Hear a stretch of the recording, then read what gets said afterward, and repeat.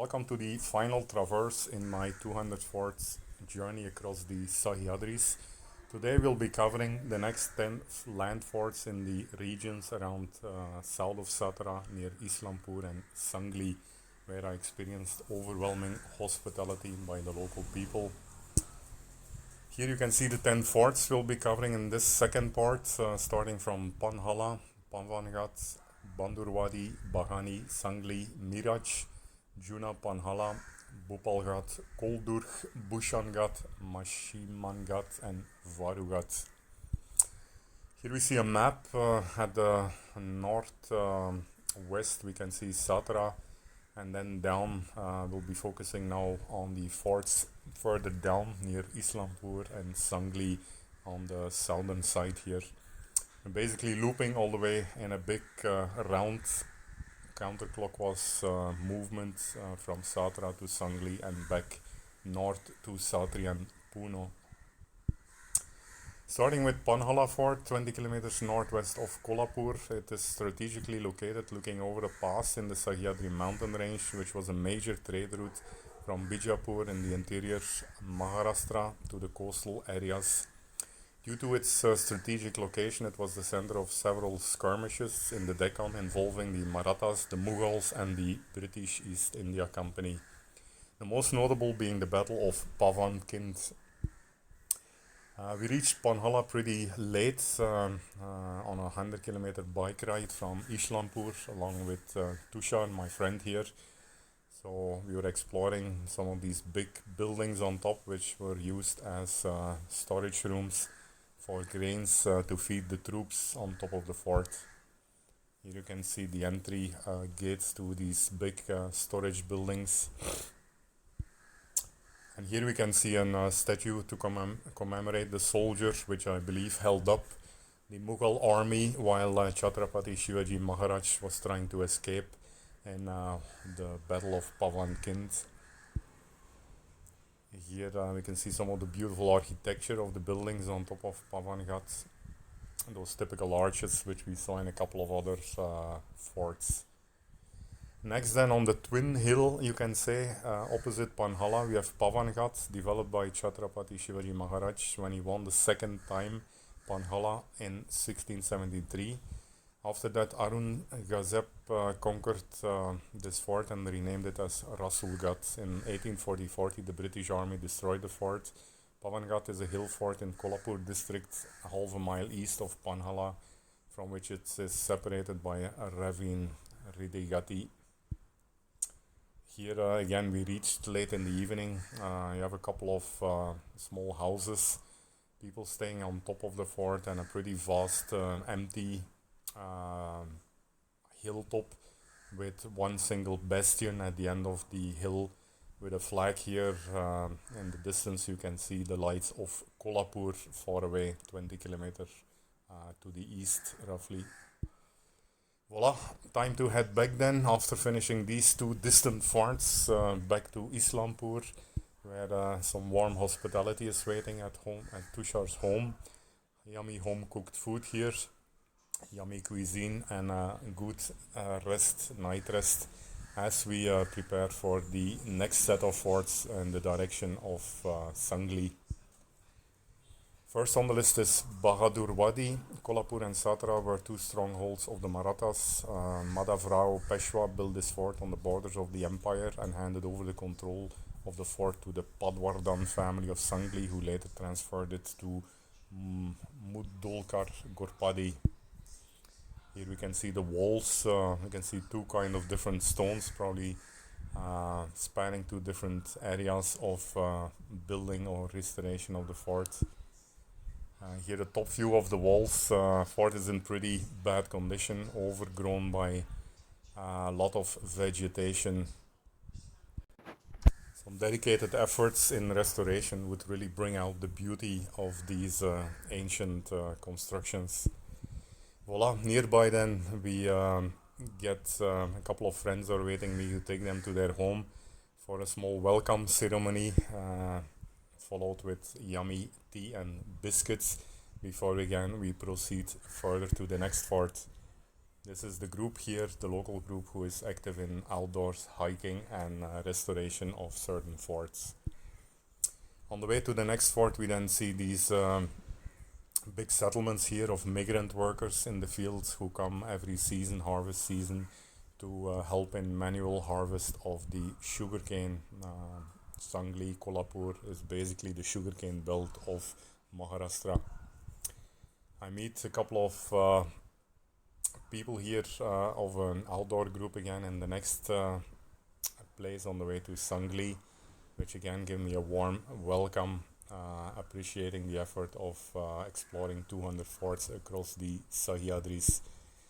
Voila, next is Baghani Fort. I think this is the second fort for which I did not find any information online. So pretty less documented or known history. If anyone knows, please send me a message. Baghani Fort, you can see the walls here and a poster of Chhatrapati Shivaji Maharaj at the base. Beautiful fortification, unfortunately again overgrown by weeds and vegetation. Here we can see an old tunnel or well that they took me to, which is almost completely overbuilt now by modern day buildings in the village, unfortunately, and full of drainage. Next then is Sangli Fort, centrally located in the historical city of Sangli. The fort has a museum inside, a big darbar hall, big bastion, and three arches opposite the darbar hall. The royal family of Patwardhan holds the rights to the fort. On a regular working day, one can visit the museum inside the fort area. As we approach this fort, we have to go through the inner center of the city where we have these big entry gates, some 2, 3 in total. Finally, this is the main fort, displaying huge cannons on the near the entrance. As we go inside, and we can see the beautiful wooden pillars inside the fort, or the palace, the king's palace of Sangli. On the back you find a small museum which unfortunately did not allow photography. Quite a few nice busts and paintings can be seen in this museum. Next on the list is Miraj, for which the builder is unknown. It probably predates the Bahamani sultans, even though they might have repaired it and increased its fortifications. They used the fort as a base for military expeditions against South Konkan and Goa. Firishta mentions the fort in an account of the rebellion of Bahadur Gilani. Here we can see some of the older buildings near Miraj. And then again another building in the enclosure of Miraj, probably used now as a government office. On the way further through the sugar belt, we keep the sugar levels high with a refreshing cane juice drink and some selfies along the way. Nothing as energizing as Mother Nature here. Fresh, cool, ice cooled sugarcane juice, fresh from the farms. This is really refreshing as the sun is quite hot and intense in the plains here. Next comes then Juna Panhala. This is more deserted on top of a large plateau. From Kuktoli village proceeds south to a large plateau. Start the trek towards Giriling Mandir, which is situated at the northwest end of the plateau. Here, along with a beautiful temple, there are rock cut caves, which are definitely worth a visit. Just below the upper plateau, we come across a cave which has been closed by a wall, and there is now a small temple inside the cave. Here an interior photo. Nice cool place as the sun gets pretty hot. On top then we find some old canals here which have been dug in the rock, top the surface rock of the hillock, probably to, as my friends tell me, to put water and crocodiles to prevent enemies from crossing to the interior parts of the fort. Next on the list is Bhupalghat, located at the border of Hindavi, Swarajya. During Shivaji Maharaj era, Sambhaji Maharaj joined the Mughals in 1679 and went to capture Bhupalghat. Considering Sambhaji to be the prince of Hindavi, Swarajya, Firangoji, the Castellan, did not fight against him and fled to Pangalghat to join Shivaji Maharaj. After the fort was captured, Bilekar Diler, Diler Khan ordered to amputate the hands and the legs of the Maratha soldiers on the fort. This incident distressed Sambhaji, who, after clever intervention of Shivaji Maharaj, returned back to the Hindavi Swaharajya. Voila, Bhupalgat, not much to be seen there. An open barren hillock with a couple of ancient hand-cut rock stones here. Quite beautiful inscriptions depicting old scenes. Here you can see again warriors and festival scenes beautifully engraved and survived like 400-500 years of weather elements. Nearby then we have Koldurg and Banurgat forts are based in the Kanapur Taluka of the Sangli district. Banurgat, also called Bhupalgat, is very well known and it was captured by Chhatrapati Sambhaji with the help of the Mughals, but the fort of Koldurg, which is nearby, stands neglected. The structures on the fort are in complete ruins and the stones of the temple on the fort were used to build. I guess I missed the remaining text there, sorry. Here we can see a temple and some old pillars remaining on top of Koldurg. A small memorial here. And then finally, at the end of the day, as I proceed to my next destination, Bushangat, halt for a small dinner at a small village somewhere. I get picked up by the local police guys who invite me, treat me on free dinner and a warm stay in the police quarters, as well as a game of badminton. So nice end of the day. As I then send out the next here, overwhelming hospitality again. Very friendly welcome of a lone traveler in these remote places. Next morning, early morning, we drive off and we set out to Bushangat, a kind of an isolated hill on a small hillock in the Katav taluk of Satara. The fort was originally built by Singham II, 1210-1247 CE, at the Devagiri Yadavs. However, Shivaji Maharaj fortified it considerably in 1676, and so it is usually attributed to him. The fort is home to the only temple of Harinai Devi, an incarnation of Durga who is revered by the Kulkarnis clan. Revered. You can see a nicely maintained staircase here leading up to the bastions and the entrance gate of Bushangat on the top there.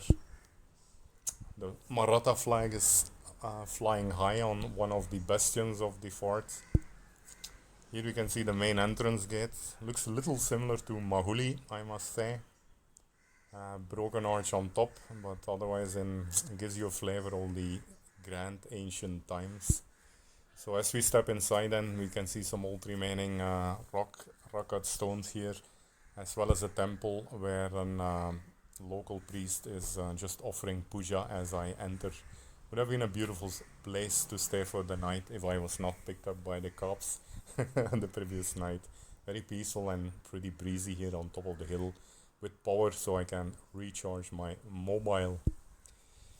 Next on the list is Mahimangad. During the ancient times, Bijapur, Bandarpur, Satara and Mahad was in an important trade route, and a chain of forts was created along this route, mainly between Satara and Bandarpur. This was also a guard for Satara. It is said that a garrison of about 75 was maintained on the fort. The wages of the post of the Sabnis and Havaldar are still received by the descendants of Patil and Kulkarni in the village. Here we can see a base view on Mahimangad, a pretty large hill on top. You can see a couple of flags on both sides of the fort. Steep final section, so perfect for defensive purposes. A very weathered down rock staircase gets you to the top of the fort, where some beautiful trees hang from the fortified walls.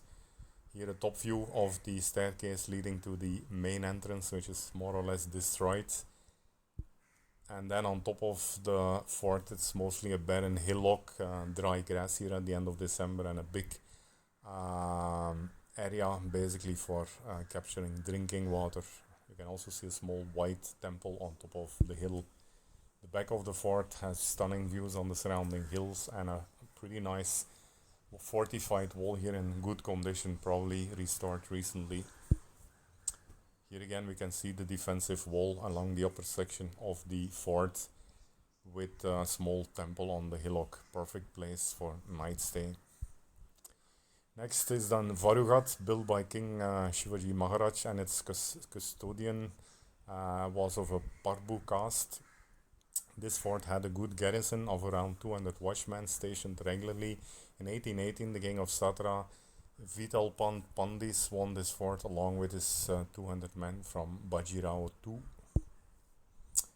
The approach to Varugat is quite interesting. You need to go deep inside the hills as the fort is surrounding on almost 180 degrees by steep drops, which you don't see here.